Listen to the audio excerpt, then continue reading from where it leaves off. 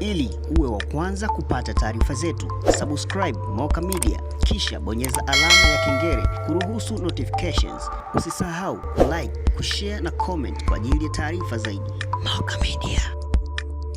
Napenda kutoa taarifa ya mafanikio yaliyopatikana kutokana na misako na operation zinazoendelea kufanyika mkoani Ruvuma kama ifuatavyo. Jeshi la polisi mkoa wa Ruvuma linawashikilia watuhumiwa wawili wanaofahamika kwa majina ya Said Ramadhani miaka 28, mkazi wa Mshangano na Manyigu, na Gamaeli Mundo miaka 36, mkazi wa Mtangimbole, kwa tuhuma za kumuua Lucas Msongera miaka 32, dereva wa bodaboda na mkazi wa Mkuzo Songea.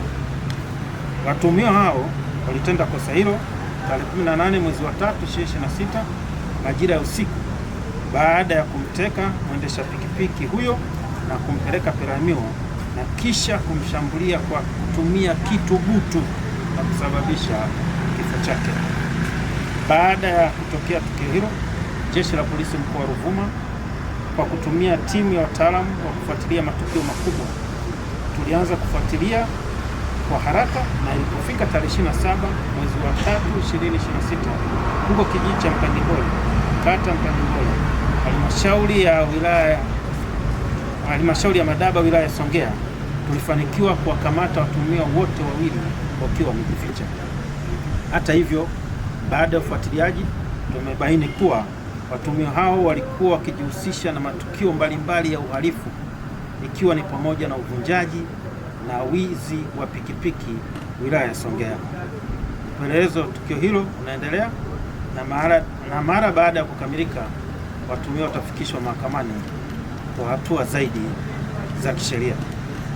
Aidha, kutokana na operesheni na misako inayoendelea kufanyika maeneo yote ya mkoa wa Ruvuma, tarehe 31 mwezi wa 3 2026 tulifanikiwa kumkamata mtuhumiwa anayetambulika kwa jina la Michael Ngonyani miaka 36, mkazi wa Mtangimbole, ambaye alikuwa akijihusisha na uhalifu wa aina mbalimbali, ikiwa ni pamoja na wizi wa magari mkoani Mbeya.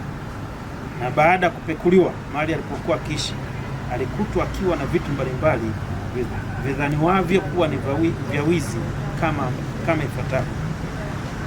Moja, alikutwa na gari aina ya Toyota IST namba T 829 DYH.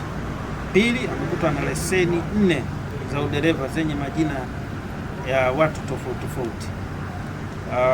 Tatu, amepatikana na sound bar moja aina ya Skywood.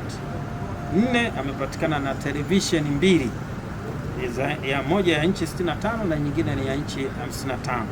Na 5, amekutwa na water pump moja. Vile vile mtuhumiwa huyo alikutwa akiwa na sare za jeshi la polisi kaki ya moja na sare za jeshi la wananchi wa Tanzania JWTZ suruali moja na t-shirt moja, ambazo alikuwa akizitumia kufanyia uhalifu katika maeneo mbalimbali kwa kujifanya ni askari wa majeshi hayo.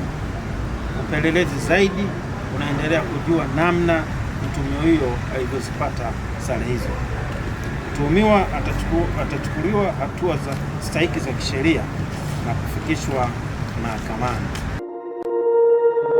Ili uwe wa kwanza kupata taarifa zetu, subscribe Moka Media, kisha bonyeza alama ya kengele kuruhusu notifications. Usisahau like, kushare na comment kwa ajili ya taarifa zaidi. Moka Media.